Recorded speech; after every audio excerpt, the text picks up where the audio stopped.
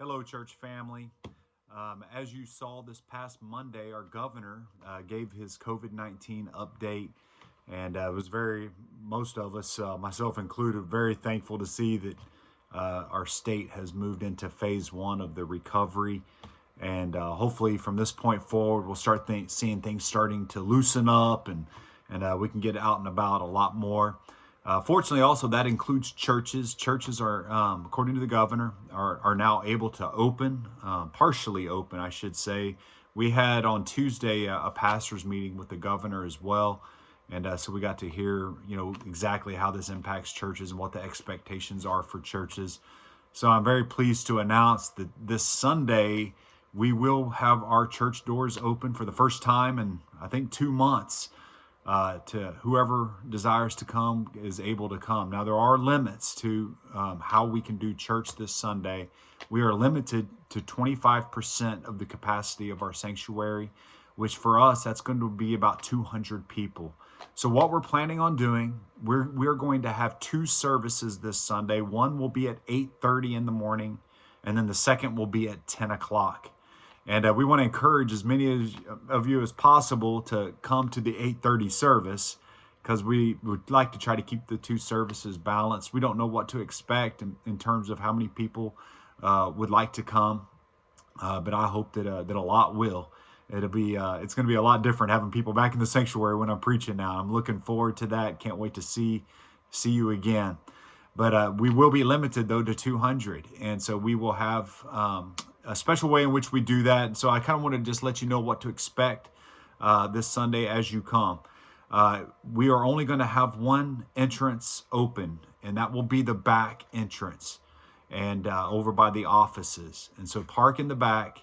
You come in that entrance. We will have someone at the door with a mask on who will be counting how many come in for each service. As you come in, you'll walk down the hallway and you'll go into the sanctuary and find your seat. When you are in the sanctuary, we need to be properly socially distanced. That means we need to be at least 6 feet apart. Families can sit together, and then there needs to be 6 feet apart from other families or other singles in the congregation. So please keep that in mind. That would require you to just use discernment in how you do that as you come into the sanctuary. There might need to be a row between you and the closest family. So just separate rows, separate down the row, 3 seats at least in between family groups. And so be very cognizant of that as we meet together. We will have bathrooms open, 2 of them, just the 2 bathrooms in the front foyer. All the other bathrooms will be closed. And the reason for that is because we have to clean everything after the service is over. So we're trying to keep everything contained. We are asking our church, if it's possible, to not use the bathroom at all. So if you're able to do that, that would be a great help. But of course, if you need to, then the bathrooms will be there, those bathrooms in the front for you.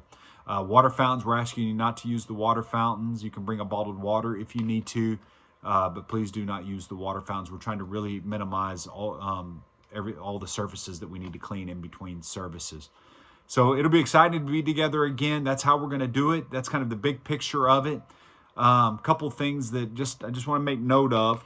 There will be no offering plates passed this Sunday. We will have a centralized place where you can drop off your offering, and we appreciate you being faithful in your tithe. That is a blessing to our church staff. So we encourage you to be faithful to the Lord, and we'll have a centralized place, a box where you can place your tithe. There'll be no bulletins passed. Also, those front doors are going to be locked. So just make sure that you use the back door. We're not going to have kids activities right now. There'll be no nursery. Feel free to bring your babies with you into the sanctuary, and we'll just do the best that we can. It'll be fun to be together again. If there's some crying babies this Sunday, that'll be a joyful noise, and so we encourage you to come, and you feel welcome to come. After the service is over, we ask that you exit immediately, especially from that 8:30 service, and also from the 10 o'clock service. Exit immediately. There's not to be any socializing in the sanctuary. just go back out to the parking lot. If you wish to talk out in the parking lot, that's perfectly fine. But after that 8:30 service, we ask that you leave immediately, because our deacons are going to get started cleaning as soon as possible, and getting ready for that second service. Let me just also say a word about just some of the warnings that the government has put out. President Trump and also our Governor Edwards, has stated that anybody that's in a high-risk category, a high-risk group, if you have any underlying health conditions, we just want to say, be wise in what you do, and feel free to stay home. If you're uncomfortable getting out because of COVID-19, feel free to stay home. We're going to have everything still online, Facebook Live, on our YouTube channel, through our website, on television. You can still fellowship with us through the different social media ways that we're reaching out. So if you have any questions at all about your health or anything along those lines, please, we encourage you to stay home and don't put yourself at risk.